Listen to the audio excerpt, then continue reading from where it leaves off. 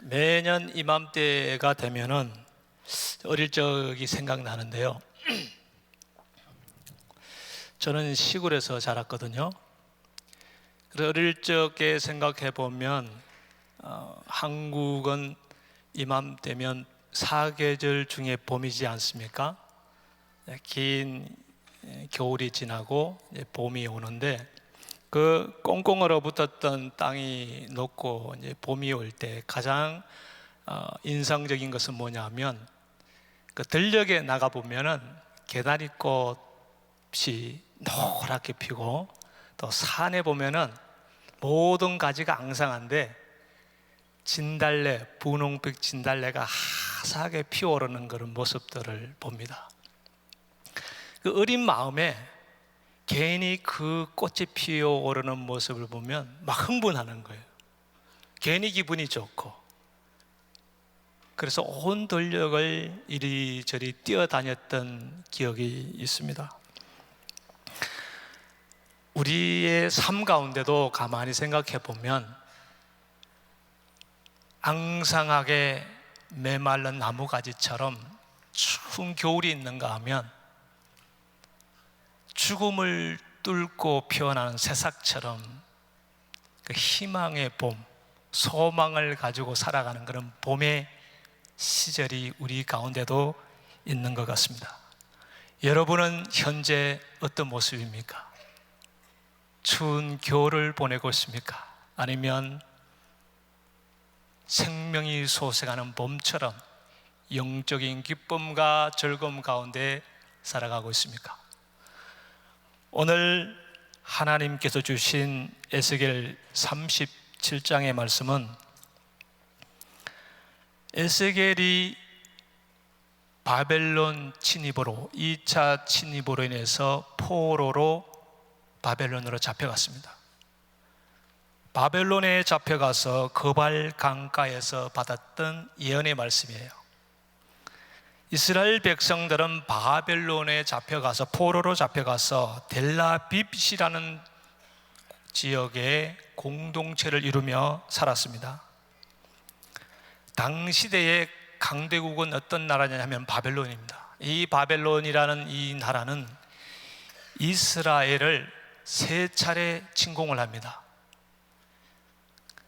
그래서 BC 586년에 이스라엘이 완전히 패망해버립니다. 많은 사람들이 포로로 잡혀갔고, 고국에 남아있는 백성들은 온갖 약탈과 죽임을 당해야 했습니다. 성전은 파괴되고 땅은 황폐화되어 버렸습니다. 이스라엘을 바라보면 희망이 보이지 않는 절망의 가운데로 완전히 떨어져 버렸습니다. 이런 절망 가운데 있는 민족 이스라엘, 그런데 하나님께서 에스겔에게 찾아왔습니다. 도저히 소생할 수 없을 것 같던 이스라엘을 향해서 하나님께서는 이스라엘이 회복될 것이다 라는 것을 에스겔을 통해서 선포하고 있습니다. 그런데 이스라엘 백성들은 이 에스겔의 회복의 선포의 말씀에 대한 아무런 관심조차 갖지 않고 있습니다. 왜냐하면 백성들이 처한 상황이 너무나 절망스러웠기 때문에 그렇습니다. 하나님께서는 회복의 약속조차 믿지 못할 만큼 절망에 빠진 이스라엘 백성들에게 회복을 확정시켜 줄 수 있는 징조가 필요했습니다. 그래서 에스겔을 통해서 하나님의 말씀을 주셨습니다. 오늘 본문 말씀 4절 6절 말씀을 표준 세번역으로 제가 읽어드리겠습니다. 그가 내게 말씀하셨다. 너는 이 뼈들에게 대언하여라. 너는 그것들에게 전하여라. 너희 마른 뼈들아, 너희는 나 주의 말을 들어라. 나 주 하나님이 이 뼈들에게 말한다. 내가 너희 속에 생기를 불어넣어 너희가 다시 살아나게 하겠다. 내가 너희에게 힘줄이 뻗치게 하고 또 너희에게 살을 입히고 또 너희를 살갗으로 덮고 너희 속에 생기를 불어넣어 너희가 다시 살아나게 하겠다. 그때야 비로소 너희는 내가 주인인 줄 알게 될 것이다. 절망에 빠진 백성들에게 보여진 증거는 무엇입니까? 하나님께서는 에스겔에게 한 상을 통해 골짜기로 데려가셨습니다. 골짜기에서 사방에 흩어져 있는 뼈들이 가득하였습니다. 하나님께서는 에스겔에게 이 뼈들이 능히 살겠느냐? 라고 질문을 합니다. 이 질문의 대답은 아주 분명합니다. 그것은 결코 살 수 없습니다. 그런데 하나님께서는 왜 이런 질문을 하신 것입니까? 에스겔은 도무지 불가능한 사실을 하나님께서 왜 물으셨는가? 이러한 의문을 가질 수 있었던 에스겔은 다음과 같은 믿음의 답변을 합니다. 주 여호와여, 주께서 아시나이다. 인간의 생각에는 전혀 불가능한 일입니다. 그러나 하나님의 능력이면 가능합니다 라는 에스겔의 고백인 것입니다. 이처럼 믿는 자들은, 예수 그리스도를 믿는 자들은 가장 절망적이고 불가능한 상황 속에서도 하나님의 능력에 주목해야 합니다. 하나님께서는 관심을 보이고 의지를 가지시면 절망적이고 불가능한 상황이란 결코 없기 때문입니다. 하나님께서는 마른 뼈에게 생기를 불어 넣었습니다. 그러니까 힘줄이 생기고 살이 덮여서 큰 군대를 이루었습니다. 사랑하는 성도 여러분, 주목하십시오. 마른 뼈가 살아나 군대가 되었다는 것은 이스라엘의 회복을 상징합니다. 마른 뼈와 같이 죽음과 절망뿐이었던 이스라엘 백성들에게 회복의 메시지를 선포하고 있는 것입니다. 영혼이 바벨론으로 포로로 이방 땅에서 죽음을 맞이할 줄 알았는데 이스라엘에게 회복의 영광이 임한 것이죠. 아무리 큰 절망 가운데 있을지라도 하나님의 능력이 소문이 임하면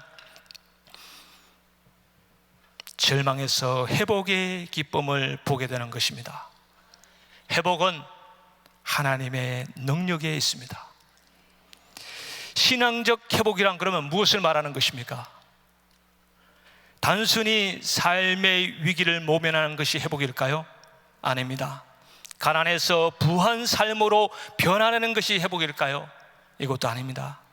잃었던 건강을 다시 찾는 것이 진정한 회복일까요? 아닙니다. 회복의 사전적 의미는 원래의 좋은 상태로 되돌리거나 원래의 상태를 되찾는 것을 말합니다.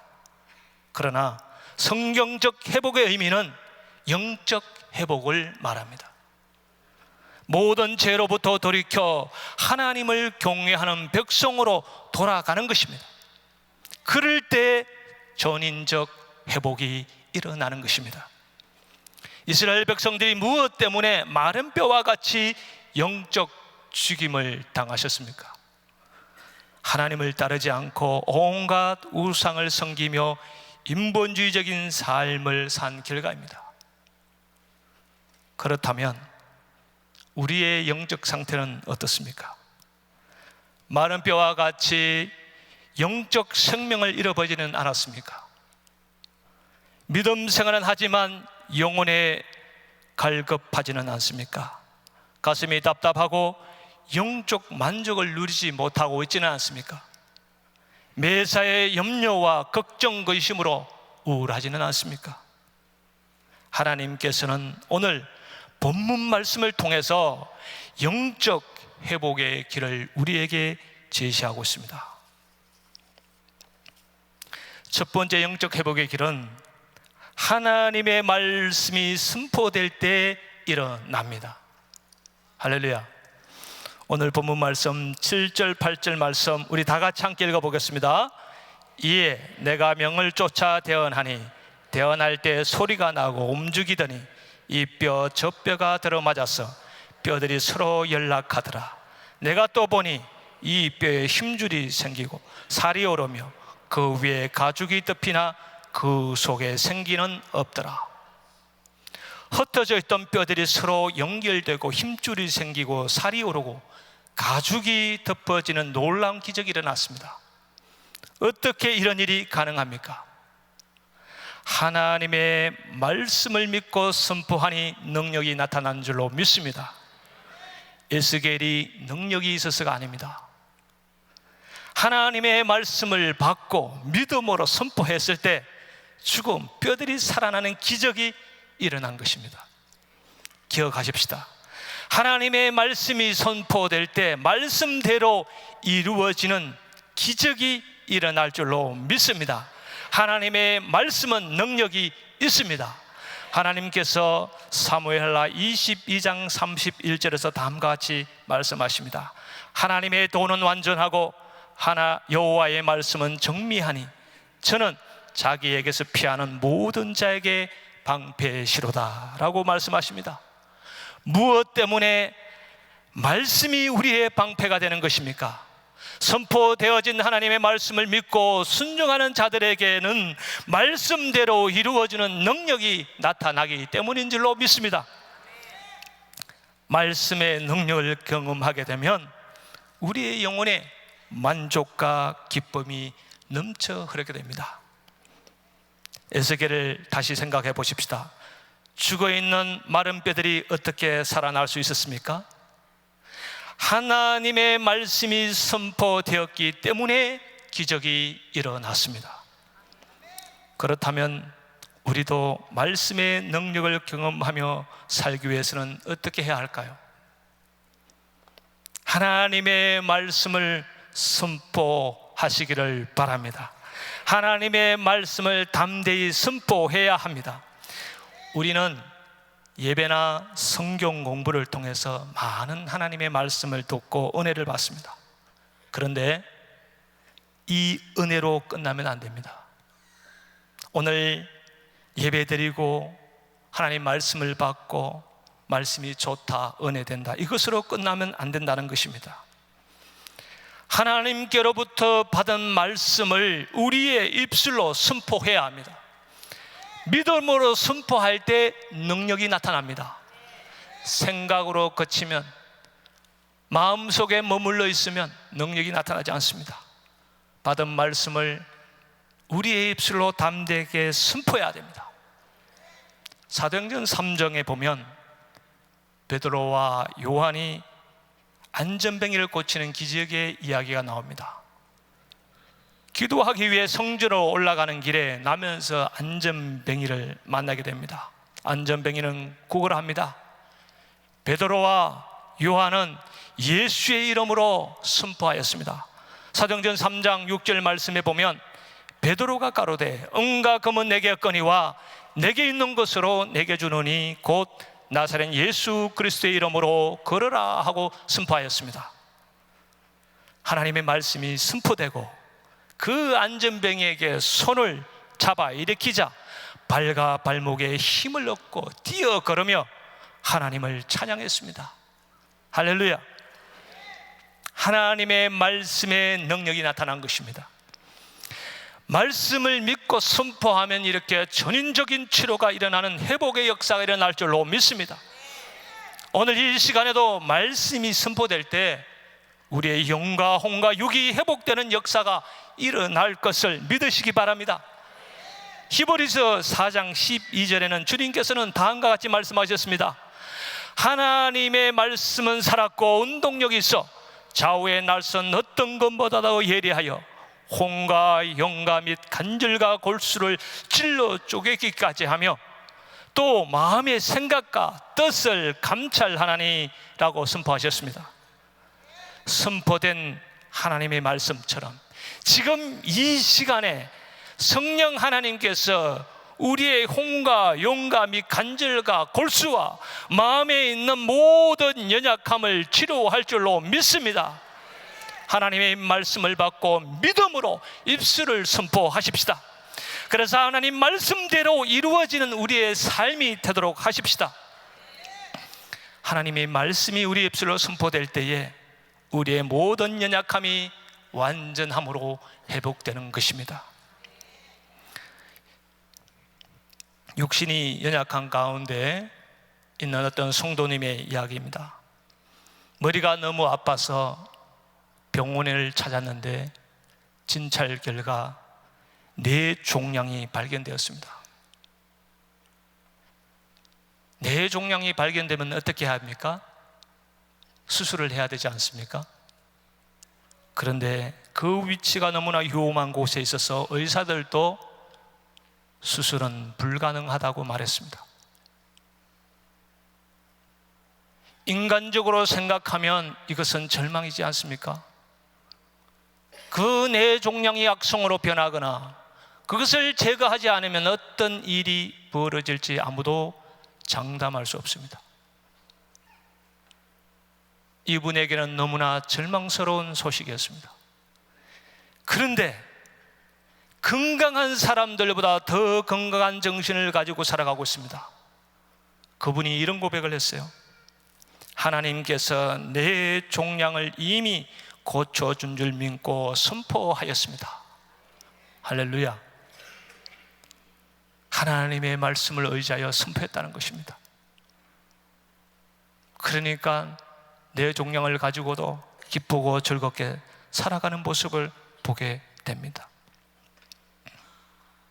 사랑하는 성도 여러분, 여러분은 하나님의 말씀의 능력을 믿으십니까? 그렇다면 베드로와 요한처럼 우리의 삶을 가로막고 있는 모든 악과 질병과 장벽들을 향해서 예수 이름으로 선포하시길 바랍니다. 예수 그리스도의 이름에는 권세가 있습니다. 예수 이름으로 선포할 때에 우리의 모든 닫힌 문들이 열리고 깨어진 것들이 회복되고 우리의 질병이 떠나가고 우리의 삶의 대로가 열리는 역사가 일어날 줄로 믿습니다. 매일매일 우리의 삶 속에서 하나님의 말씀을 신뢰하고 매 순간순간 예수 이름의 권세로 선포하며 살아가는 여러분들이 되시기를 축복합니다. 두 번째로 영적 회복의 길은 성령의 능력을 받을 때 일어납니다. 오늘 하나님의 주신 말씀 9절 10절 말씀 우리 다 같이 함께 읽도록 하겠습니다. 또 내게 이르시되 인자야 너는 생기를 향하여 대언하라. 생기에게 대언하여 이르기를 주여의 말씀에 생기야 사방에서부터 와서 이 사망을 당한 자에게 불어서 살게 하라 하셨다 하라. 이에 내가 그 명대로 대언하였더니 생기가 그들에게 들어가매 그들이 곧 살아 일어나서 서는데 걷기 큰 군대더라. 아멘. 엘리야가 하나님의 말씀을 따라 마른 뼈들을 향해 대언할 때 마른 뼈들이 서로 연결되어 힘줄이 생기고 살이 붙고 가죽이 덮어지는 기적이 일어났습니다. 그렇지만 아직 생명은 없습니다. 하나님께서 엘리야에게 사람의 모습으로 회복된 시체들을 향해 생기를 불어 넣으라고 명령합니다. 생기는 원어로는 루아흐라고 합니다. 숨, 바람, 영이라는 의미를 가지고 있습니다. 이것을 영적 의미로는 성령이라고 합니다. 말씀으로 사람의 모습으로 회복되었지만 여전히 시체들로 불과했습니다. 시체들에게 생기가 필요했습니다. 그래서 하나님께서는 사방에서 생기를 일으켜 죽은 자들에게 불게 살아나게 하셨습니다. 오늘 본문 말씀 9절에는 이렇게 말씀합니다. 여호와의 말씀에 생기야 사방에서부터 와서 이 사망을 당한 자에게 불어서 살게 하라 라고 선포하셨습니다. 이 모습은 태초에 하나님께서 사람을 창조하실 때에 흙으로 사람을 지으시고 그 코에 생기를 불어 넣으심으로써 흙덩이에 불과한 사람을 살아 숨쉬는 생명으로 만든 사실과 같습니다. 하나님의 생기가 들어가자 골짜기의 시체들이 제 발로 일어서서 큰 군대를 이루었습니다. 사랑하는 성도 여러분, 성령의 역사는 생명의 역사인 줄로 믿습니다. 성령이 활동하는 곳에 생명이 살아나는 기적이 일어납니다. 사도 바울은 성령을 생명의 성령이라고 표현했습니다. 로마서 8장 2절 말씀에 이렇게 말씀하셨습니다. 이는 그리스도 예수 안에 있는 생명의 성령의 법이 죄와 사망의 법에서 너를 해방하였습니다. 생명의 성령은 마른 뼈 같은 영적 죽음의 상태에 있는 자들조차도 살리는 능력이 있는 줄로 믿습니다. 그렇기 때문에 마른 뼈와 같은 영적 상태에 있는 자들이 살아날 수 있는 유일한 길은 성령의 역사를 체험하는 것입니다. 그렇다면 어떻게 성령을 체험할 수 있습니까? 사도행전 2장 38절에서는 다음과 같이 말씀합니다. 베드로가 가로되 너희가 회개하여 각각 예수 그리스도의 이름으로 세례를 받고 제사함을 얻으라. 그리하면 성령을 선물로 받으리니 라고 선포하셨습니다. 성령의 세례는 자신의 죄로부터 회개가 일어나야 한다는 말씀입니다. 예수 그리스도의 말씀에 순종하지 못한 모든 것을 회개할 때에 주의 영이 임한다는 것입니다. 로마서 1장 29절에서 30절에서는 다음과 같이 회개할 것을 말씀합니다. 우리 다 같이 한번 읽어볼까요? 곧 모든 불의, 추악, 탐욕, 악의가 가득한 자요, 시기, 살인, 분쟁, 사기, 악독이 가득한 자요, 수곤수곤하는 자요, 비방하는 자요, 하나님을 미워하시는 자요, 농욕하는 자요, 교만한 자요, 자랑하는 자요, 악을 도모하는 자요, 부모를 거역하는 자요, 우매한 자요, 배약하는 자요, 무정한 자요, 무죄한 자라. 이 모든 죄로부터 신실하게 회개가 있어야 한다는 말씀입니다. 진정한 회개가 일어날 때에 성령의 능력이 임하는 줄로 믿습니다. 성령을 체험했다면, 성령 안에 거하지 못한 삶을 산다면 성령님이 온전히 주장할 수 있도록 내 자신을 하나님께 맡겨야 합니다. 그리고 성령님이 그 뜻대로 믿는 우리에게 일하시도록 우리 자신을 포기하고 순종해야 합니다.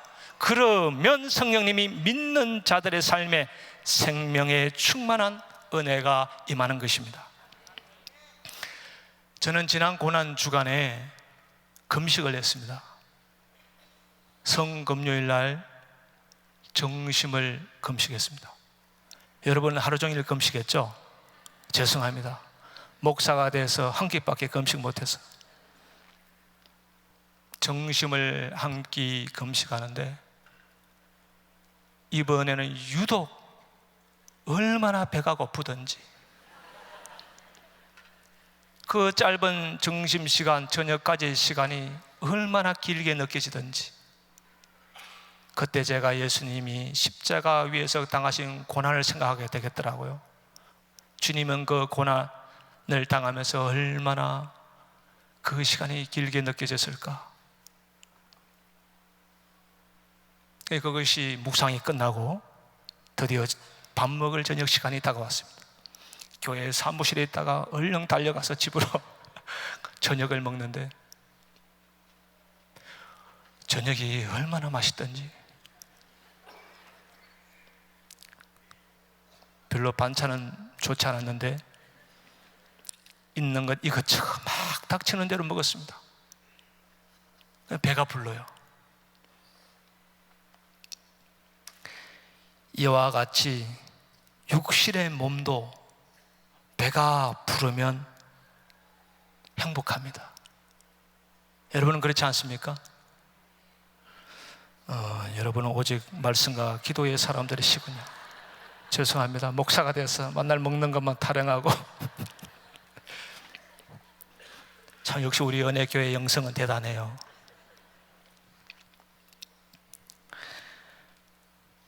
배가 부르면 행복하고요, 배가 고프면 힘이 없고 짜증이 납니다. 영적인 것도 마찬가지입니다. 성령 충만하면 행복합니다. 그런데 영적으로 메마르면 배고픕니다. 영적인 충만한 사람들은 표정이 다르죠. 그러나 영적으로 충만하지 않는 사람들은 늘 얼굴에, 우리 한경 담임 목사님이 잘 쓰는 용어 있죠. 공사 중. 한번 이분 옆 사람 한번 이렇게 한번 보세요. 이분이 지금 충만하신 분인가? 메말라 있으신 분인가?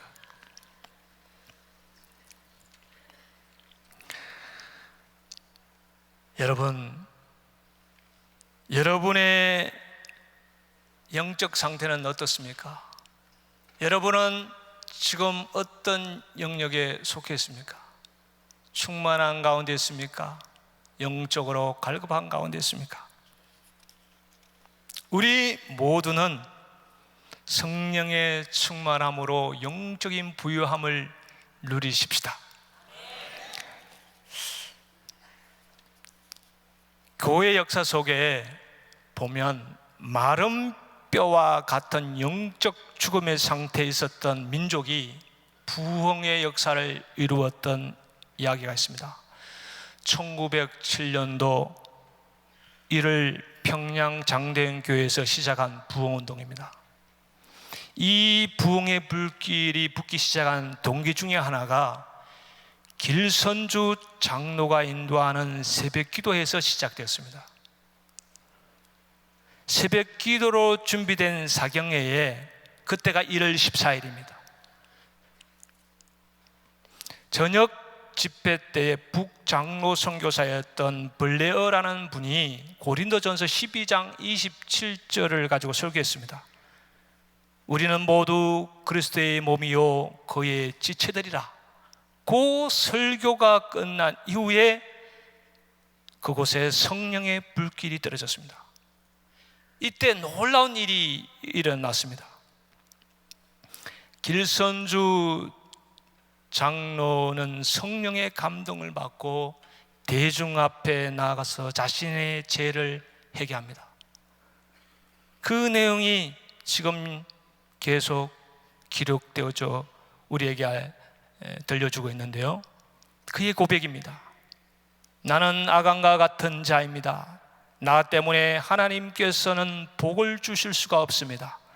약 1년 전에 친구가 임종시에 나를 자기 집으로 불러서 말하기를, 길장로, 나는 이제 세상을 떠나니 네 집 살림을 돌봐 주시오 라고 부탁했습니다. 나는 잘 돌봐드릴 테니 염려하지 말라고 했습니다. 그러나 그 재산을 관리하며 미화 100달러 상당을 훔쳤습니다. 내가 하나님의 일을 방해한 것입니다. 내일 아침에는 그 돈을 죽은 친구의 부인에게 돌려드리겠습니다. 교인들은 교회 안에 신비한 힘이 넘쳐흐르는 것을 느끼게 되었습니다. 성령의 역사가 임재해 있는 것을 피부로 느낄 수가 있었습니다. 이 기간 동안에 죄를 회개하고 거듭나는 역사의 불꽃처럼 타올랐습니다. 이 사건이 한국교회 부흥의 시발점이 되었습니다. 한 민족의 부흥은 한 개인의 회개로부터 시작되었습니다. 저와 여러분이 성령의 능력 안에서 신실한 회개를 통해서 영적 부흥이 있기를 축복합니다. 하나님의 말씀을 맺도록 하겠습니다. 세속 물결이 일렁이는 세상 속에서 하나님의 백성으로 살아간다는 것이 여간 어렵지 않습니다. 여러분들도 이것을 피부로 느끼고 있을 것입니다. 교회와 세상 속에서 갈등하고 고민하는 일들이 한두 가지가 아닙니다. 그렇기 때문에 하나님께서는 에스겔을 통해서 이 시대를 진단하게 하셨습니다. 마른 뼈와 같은 영적 시대, 이 어둠의 시대 속에서 영적으로 회복의 길을 우리 주님께서는 제시해 주셨습니다. 첫째, 하나님의 말씀의 능력을 신뢰하고 담대히 선포하라는 것입니다. 두 번째는 성령의 능력을 받아 신실한 회개를 통해서 영적 부흥을 이루라는 것입니다. 다시 한번 말씀과 성령의 능력을 받아서 영적 회복과 부흥을 경험하는 저와 여러분이 되시기를 축복합니다. 하나님께서 영적 회복을 꿈꾸는 우리에게 소망의 말씀을 주셨어요. 로마서 8장 11절 말씀입니다. 예수를 죽은 자 가운데서 살리신 이의 영이 너희 안에 거하시면 그리스도 예수를 죽은 자 가운데서 살리신 이가 너희 안에 거하시는 그의 영으로 말미암아 너희 죽을 몸도 살리시리라. 그의 영으로 말미암아 너희 죽을 몸도 살리시리라. 기도하겠습니다.